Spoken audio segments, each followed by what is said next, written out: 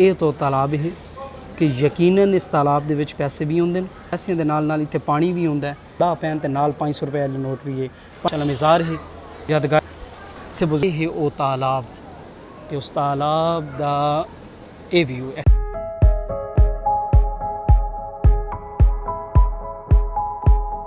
जी अस्सलाम वालेकुम।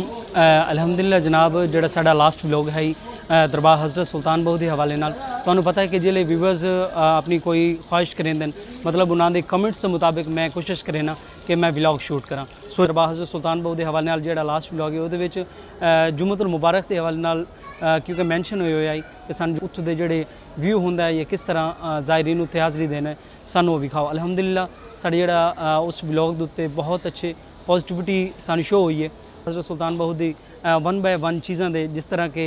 इत्थे मौजूद साढ़े को तालाब है या इत्थों की जी मेन मखसूस चीज़ें हैं उन्होंने अलग अलग ब्लॉग के हवाले मैंशन किया व्यूवर्स। सो इंशाल्लाह अस कोशिश करे कि 1 बाय 1 दरबार सुल्तान बहू के हवाले अस ब्लॉग शूट करिए तो तुहानू विखाइए। कोशिश करें इस ब्लॉग के इंशाल्लाह मैं तुहानू विखाई कि इत्थे जिहड़ा पैसों वाला तालाब मशहूर है कि इत्थे एक ऐसा तालाब मौजूद है कि जिहड़े जिंदे पैसे मौजूद होंगे,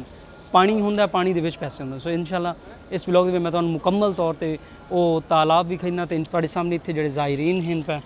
वो आ रहे हैं जनाब। तो जिस तरह मैं पहले भी ब्लॉग तुहानू विखाई होना कि ये तालाब जिस बारे उस दे गिरद वो जगह है कि जिथे ज़ायरीन आमदे वज़ू की जगह वो इत्थे वज़ू करेंदे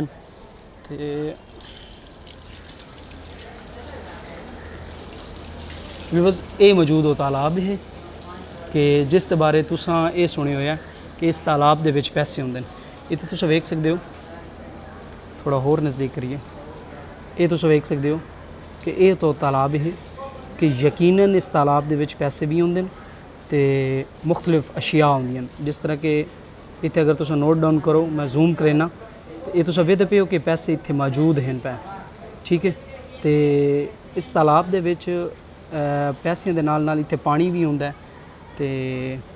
जिहड़े ज़ायरीन जिथों भी आमदे हैं मतलब कि जितने भी ज़ायरीन आमदे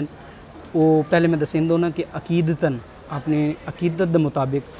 अपनी कोई भी ख्वाहिश लैके वो इत्थे चीज़ां जड़ियां हैं पईयां, बच्चे हो गए, बड़े हो गए, बाहरों चीज़ खरीद देंदे मार्केट चों तो इत्थे आते सटेंदे पे। तो बाकी अकीदतन लोग जिहड़े पैसे सटेंदे उन्हें एक दिन ही वेखे कीतने। इत्थे तुसीं वेख सकते हो अगर 10 पैन तो नाल 500 रुपए वाले नोट भी है, 5000 तकरीबन माशाल्लाह काफ़ी सारा होंदा पिया। मखसूस ही दे दियां दे विच जिहड़े दिन मखसूस होंदे बिलखसूस उन्हां दिनां दे विच इस जिहड़े दरबार दा ये जिहड़ा तालाब है इस तालाब नूं तकरीबन दिन दे विच 3 तो 4 फेरी तकरीबन खाली कीता वैंदा है पिया, मतलब कि ये फिलअप हो वैंदा है। फिल होने तो बाद इस चीज़ नूं खाली बाहर इहदे इर्द गिर्द जिहड़े ज़ायरीन मौजूद हैं पे तुसीं वेखदे पे हो ज़ायरीन दा रश तो वो इस तरह ज़ायरीन इत्थे आमदे तो अपनी हाज़री भी देंदे तो अपने नाल अकीदतन जो चीज़ होंदी है अपनी मतलब कि मन्नत मुरादा के मुताबिक चीज़ां इत्थे सटेंदे तो ये बच्चे हो गए, बड़े हो गए, ये खिलौने इस तालाब के मौजूद है जी चीज़ां हैं पियाँ। ये पानी भी होंदा है पिया, इस वक्त खुश किया गया है पिया, लेकिन जिस वक्त इससे पानी होंदा है पानी होने के बावजूद भी ये तालाब जितना भी है ये मुकम्मल फिल किया वैंदा है। ये फिलिंग तो बाद जनाब ये जितना भी मालूम चीज़ां होंदियां अशिया होंदियां उन्होंने बाद कढ़ते तो कढ़ते पैसे जोड़े हैं सुकाए वैंदे तो वो दरबार की खिदमत वो इस्तेमाल होंदे तो यौमी जुम्मा के दिन इत्थे काफ़ी सारी मतलब कि जोड़े मखसूसी दिन गिणिया वैंदा जोड़े ज़ायरीन होंदे वो काफ़ी ज़्यादा तादाद होंदे निस्बतन आम दिनों के, ठीक है। आंदी जी इत्थे हाज़री होंदी है उस हाज़री दे विच ये होंदा है कि वो एक दिन तां मखसूस किया गया है कि बाकी जिस तरह अयाम मुहर्रम हो गया या मुख्तलिफ अयाम होंदे जिन्हां दे उर्स होंदा है लेकिन उस दे विच ज़्यादा होंदे वो तो एक सालाना तौर पर है ना, लेकिन जेडे ये दिन हैं जिस तरह के जुम्मा हो गया वो जुम्मे के दिन क्योंकि जितने भी पीर हजरात हैं पे वो उन्हें अपनी हाज़री दे बनी दरबार शरीफ से। सो उस हाज़री दे के वसीले नाल जितने भी ज़ायरीन हैं वो अपने मुर्शिद खाना ते आमदे तो उत्थे आते उन्होंने ज़ियारत कर सकते हैं, उन्होंने को दुआ या इस तरह जितना भी होंदा अपनी अकीदत उन्होंने हाज़री दे सकते हैं। तो उस तो इलावा जेडे इत्थे चादर पोशी का निज़ाम होंदा है पिया दरबार शरीफ से। सो उस हवाले नाल भी जदा पीर हजरात आमदे बिलखसूस के जदा खास अयाम होंदे जिस तरह अयाम मुहर्रम उस दे विच तकरीबन 8-9 के 9-10 मुहर्रम इत्थे चादर पोशी होंदी है मतलब कि गुसल दिता वैंदा है मिज़ार पाक नूं। सो इस हवाले नाल इत्थे लोगों नूं पता हुंदा सालाना तौर पर वो बाकायदा तौर पर आउंदे न ते आके इत्थे अपने जितने भी हैं ज़ायरीन वो इत्थे आते अपने जितने भी उन्होंने होंदे पीर हजरात वो क्योंकि गुसल दे पारू सारे पीर हजरात इत्थे 1 बाय 1 मतलब कि आंदे हैं पे तो अपने हाज़री देने दरबार शरीफ ते। सो उस हवाले नाल जितने भी ज़ायरीन होंदे उन्होंने भी मौका मिल वैंदा अपने जेडे पीर हैं उन्होंने नाल मिलण दा अकीदत दा इजहार करन दा ते दुआ लमण दा। सो उस हवाले नाल मतलब बहुत ही खास अयाम होंदे न लेकिन जेडे ये दिन हैं पे ये दिन बिलखसूस इस इन्होंने दिनों के जो यौम जुम्मे वो बिलखसूस है। जिस तरह लास्ट व्लॉग मैं विखाया तो उस दिन के जो रश है उस दिन का रश जोड़ा है वो नॉर्मल दिनों तो बहुत ज़्यादा होंदा है। इत्थे अज भी लोग मौजूद हैं पे लेकिन जेडे होंदे ना दूसरे दिन है जुम्मे वाले दिन उस दिन बहुत ज़्यादा होंदे न